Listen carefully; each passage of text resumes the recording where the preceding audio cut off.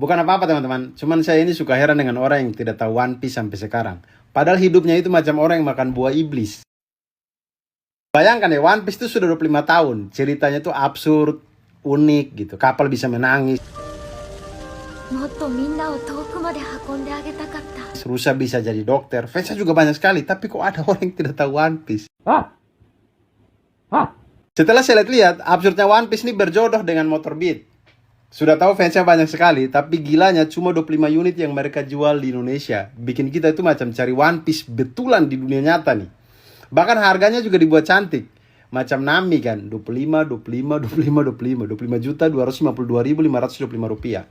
Jadi buat teman-teman yang mau daftar, harus cepat. Karena kemarin itu saya baca cuma sampai tanggal 28 September 2025. Jadi semangat teman-teman berebut motor Beat One Piece ini. Semangat berjuang, mantap!